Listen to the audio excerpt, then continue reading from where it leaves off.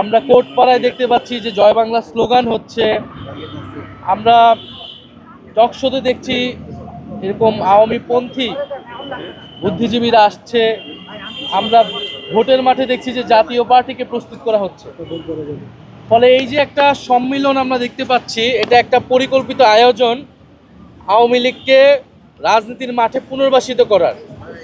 এবং আওয়ামী লীগ বুদ্ধিজীবী, সাংবাদিক, সাংস্কৃতিক কর্মী নানা নামে কিন্তু আওয়ামী লীগ সমাজে কথা বলার চেষ্টা করছে, কাজ করছে।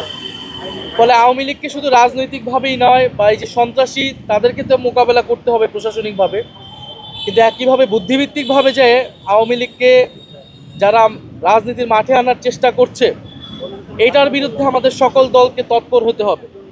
কিভাবে কোর্টপাড়ায় জামিন হচ্ছে, এই আইনজীবীরা তো কোনো না কোনো দলের সাথে জড়িত, মিডিয়া হাউসগুলোর সাথে রাজনৈতিক একটা সংশ্লিষ্টতা থাকে আমরা জানি।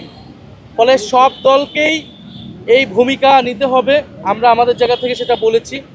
আমরা সর্বাত্মকভাবে সেই জাতীয় ঐক্য ধরে রাখতে আমরা কাজ করব, আমরা সহযোগিতা করব। এবং প্রধান উপদেষ্টাকে আমরা বলেছি যে সরকারকে আরও কঠোর হতে হবে, নির্বাচন কমিশনের উপর সেই আস্থাটা থাকতে হবে যাতে তারা সবাইকে নিরাপত্তা দিতে পারে।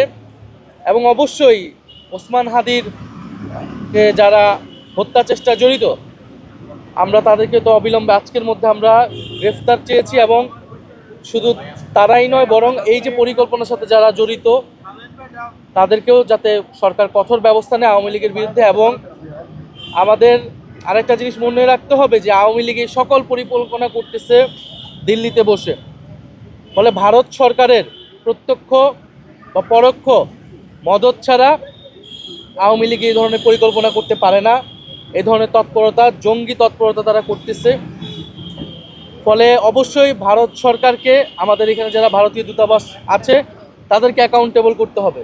সরকারের পক্ষ থেকে তাদেরকে ডেকে বলতে হবে যে সেখানে একজন মৃত্যুদণ্ডপ্রাপ্ত গণহত্যাকারীকে ভারত সরকার আশ্রয় দিয়ে অলরেডি তারা একটা নৈতিক অপরাধ করেছে। এখন তারা বাংলাদেশকে অস্থিতিশীল করার জন্য সেই আওয়ামী লীগকে তারা সহায়তা করতেছে। আমরা দেখেছি 5ই আগস্টের আগে ভারত আওয়ামী লীগকে প্রত্যক্ষ পরোক্ষভাবে সহায়তা করেছে।